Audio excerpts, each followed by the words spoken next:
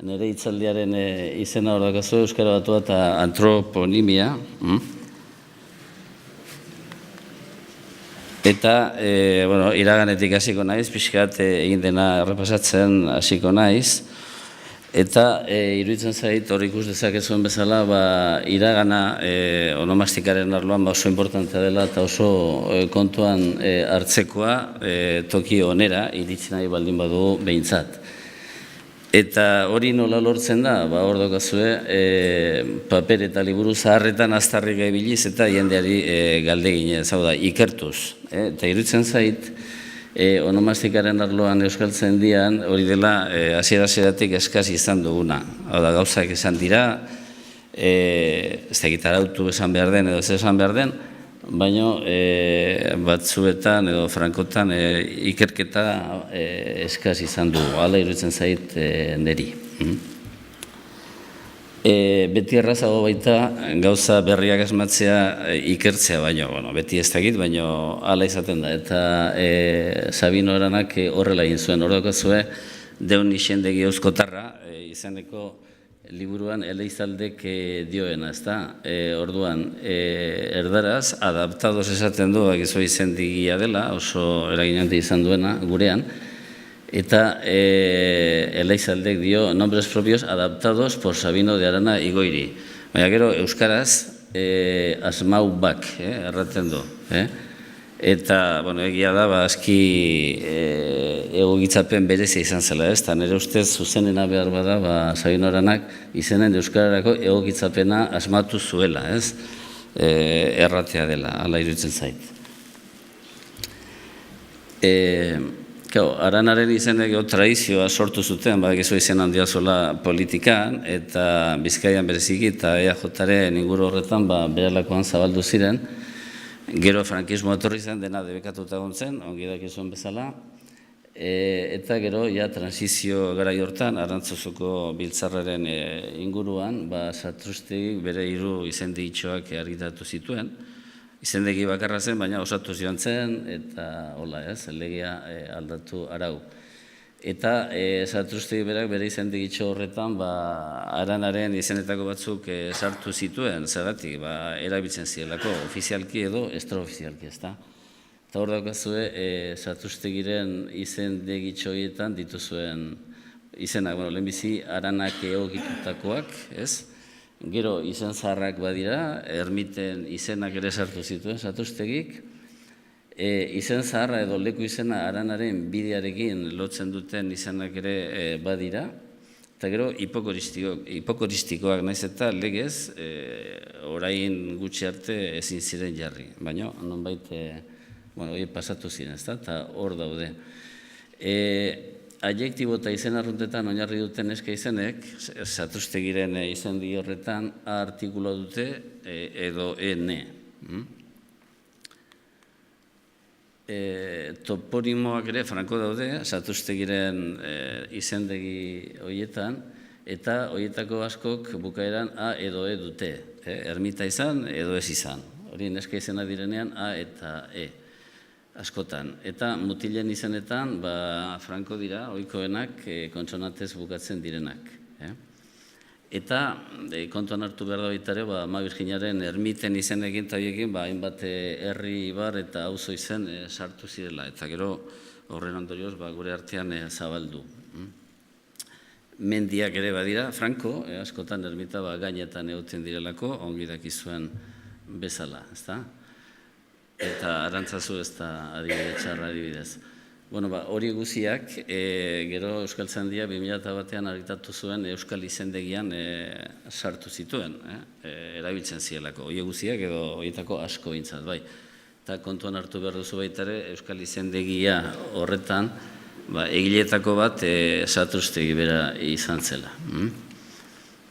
Eta horiekin batean gero han eta hemen onartu ziren izenak ere sartu ziren Euskaltzen diren Euskal izendegi horretan, naiz eta Satrustegirenak ez izan edo Aranarenak ez izan.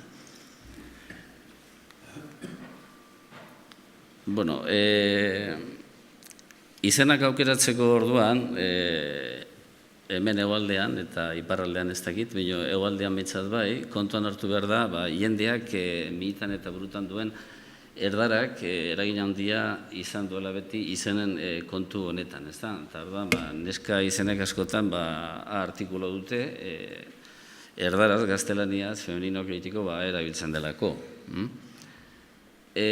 Zatrustegirenean, iduridu baitare behar bada, Zatrustik emakume bertutetzat edo zituen gauzak ere, neska izentza sartu zituela, eta gero sendo edo sendo mutil izentzat, bizkat sendotasuna nonbait gizonaren ezaugarritzatu ikusten zuelako.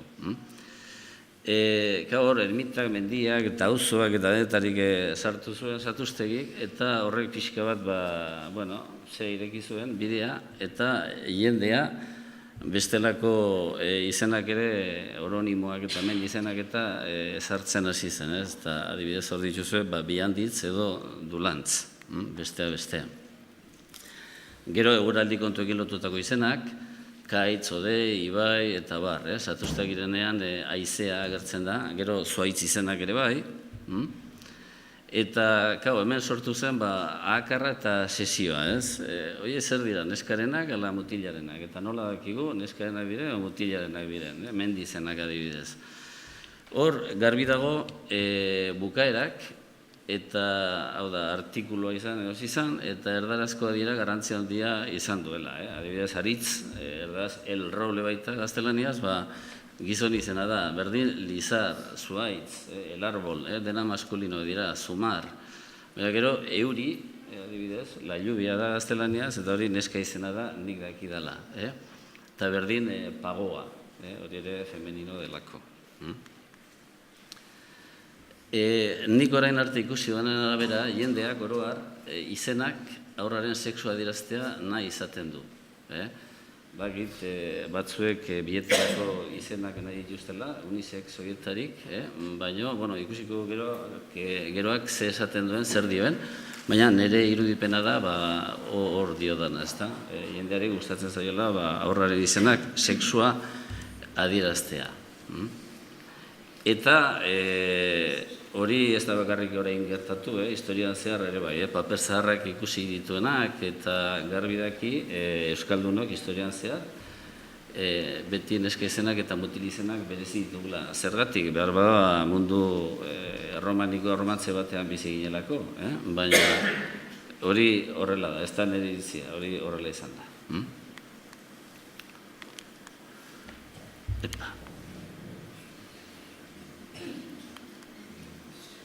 Orduan, hori artekoa, iragana, eta hemendik aurrera zer? Hor daukazue, Euskaltzaindian ez gara jendeari gidaritza emanen liokeen proposamenik iristeko gauza izan pertsona izanen kontu honetan. Eta orain bestek hartuko du erabakia, epaileren batek edo norbaitek, baina segurazki gauza hauetaz asko ez dakien norbaitek. Gero, zenbait garbi ikusten ez duten beste gauza bat deituren arautzearena da. Nik uste hori garrantzizkoa dela, gure artean, eta batzuek, euskaltzain oso batzuek ere, ez dute nonbait gauzak oso garbi ikusten zera, bestelako arauak eman direlako, sintaxian, ebakiran, fonologian, baina hala ere, horietako batzuek, beren deiturak eta erdal grafia tradizionalekin idazten dituztelako. Eta orduan, iruditzen zait hori gizarteari begira ez dela onartzekoa. Gai hauek txirristalariak dira, delikatuak, eta ikerketa egin beharra dago, duari gabe, baina adibidez gure idazleen klasikoen eta ezain klasikoen deiturak, liburu zein batek edo zein bibliotekatan euskaraz eman behar baditu edo ez dakiz euskal liburutan nola jokatu behar du, eta horiek euskal grafiarekin ematen baditu, zeratik ez geure euskaltzain osoan izen deiturak euskal grafiarekin idatzi.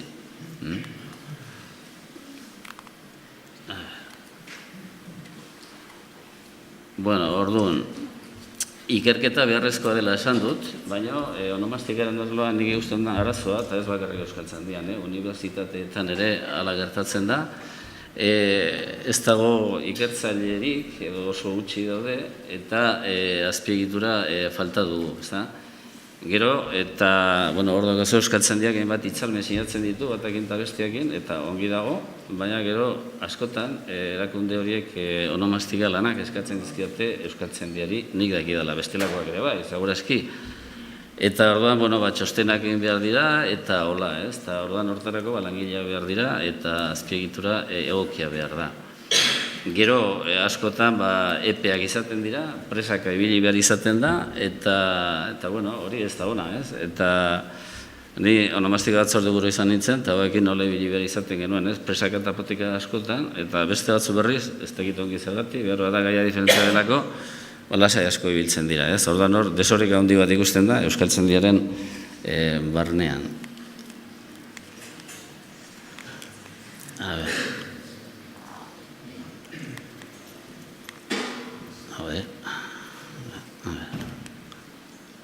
Orduan, hemen digitzina zer,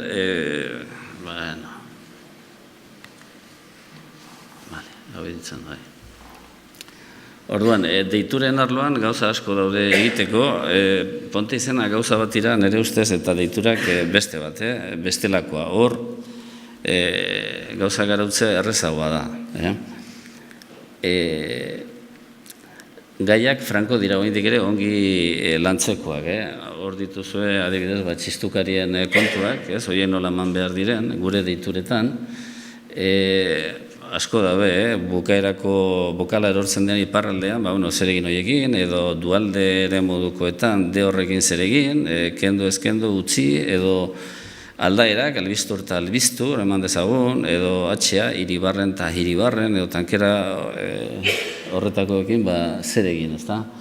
Eta gero, patronimikoak, Euskaldun batzuek deitura patronimiko dute, baina ere ez dute asko maite, zergatik, segurazki erdalduntzat hartzen dutelako, eta hori ez da egia, gure erdiaroan dokumentazioa behiratzen baduzue, dena patronimikoz betea dago. Kontua da gero horiek galdu direla, eta ez dakit, Martínez de Irujo baldin bazen, Irujo gelditu dela, Martínez asko zeudelako, ez? Orduan, horiek jendeak batzu bintzat aldatu nahi izate jozte, eta nola, lehenbiziko deitura bigarrenarekin lotuz, ez duenaren ordez erenaduna sartuz, eta hori ez da patronimikoa, eta bigarrena lehenbiziko tokira pasatuz, eta horrela, hori kontu personala da, eta hori nahi sartuko, ez da? Baina, patronimikoak euskeraz emateko orduan kontuan hartu behar da espainolez olako orokortze bat burutu dela, eta gaur egunean gehienek, ez denek, baina gehienek ez bukaera hori dutela, ez da, Fernández, Hernández, González, Jiménez eta horrela. Orduan, Perez batek bere deitura euskeraz jarri nahi baldin badu, zer egin, nola eman behar da hori, ez da? Historikoki, dokumentazioa erailkitzen, baetzen jakin behar da, delikatua da, beti erdara zidatzia da olako, erdara batean edo bestean. Orduan, deituretan, patronimikotan, ez erabiltzeko joera izan da, hori garbi ikusten da, baina ez jatorri bereko herri zenetan, gehienetan, ez denetan, baina ikusten duzu horiek erdarazko formak dira, eta dene dute bukaeran. Orduan, zer egin horretan, dokumentazio ikusi, esan dituan horiek kontuan hartu, eta gero, badago olako zirrikitu edo horteka bat, lehen gauzak gure artean nola ziren garbi jakiteko. Zulo txikia da, eta hori oikonimia da. Zenbait oikonimotan, oraindik ere patronimikoa ditugu, bizirik, Euskal Herrietan, horko horiek nafarrak dira denak, eta denetan aldazue, azentu aldatzen alda, eta hasierako jota eta gozo hori, baina Joan Peritzenea, Juan Lopitzenea, Joan Peritzenea, Mari Peritzenea, Marti Peritzenea, eta holakoak. Gehiago ere, seguro badirela, nik ez dut olako bilaketa izugarririk egin honetarako, eta hor garbi ikusten da, etxe izen horietan, eta etxe izen horiek ez dira hain zarrak, eta sistema patronimiko bak izan 6. menderako bukatu zela, Lopitz eta Peritz ditugu, eta ordan horrek bide ematen digu gure patronimiko horiek forma horrekin arautzeko. Gutienez, erdialde ekialdean, Bizkaialdean Afrikatuarena, pixkat delikatuagoa da, baina hor dago. Eta hor diodan bezala, askotan onomastikan ondar, ondakien gelditzen diren gozatxoiekin jokatu behar dugu. Eta bukatzeko, zeharranen dut, gure ponte izendegia garbitu, osatu, hobetu nahi hori euskara batuaren nahiarekin batean joan dela. Hasiera-hasieratik, Gerra Zibilaren aurretikan, Arana eta Lizalderen lehen aipatu dudan deun isindegi euskotarra hori daukagu, 1910ean argia ikusi zuena. Frankismo garaian ere zenbat gauza izan ziren ez asko, euskara batuaren munduan bezala, Mitxelenaren gauza batzu, hiri garairenak, batez ere, aingerurenak. Eta gero, 78an ongidak izan bezala, Arantzazuko biltzarra izan zen hemen bertan, eta inguru denbora horretan, Zatuztegiren izendegiak argitaratu ziren. Lehenbiziko 72an eta azkeneko 83an, uste dut, 3garrena. Orduan, garbi ikusten da, euskara batzeko aleginak eta gure onomastika, antroponimia arautzeko edo hobetzeko, garatzeko aleginak bateratsu joan zirela. Eta, euskara batua garatu den moduan, eta garatzen ari den moduan, onomastikan ere 2001ko euskal izendegia daukagu, paperean ez da berriz atera, okerez panaiz, baina sarrian dago, eta pentsatzen dut hori aberastuz joango direla, hortaz arduratzen direnak. Eta gero, 1988an ere saiotxo bat izan zen, liburu bat argitatu zen, deiturenak, deiturak nola eman euskaraz, nola idatzi behar ziren. Askoz gehiago ere badira eta askoz gauza gehiago dituzke, baina hori hor dago. Eta hau da nik esateko neukana.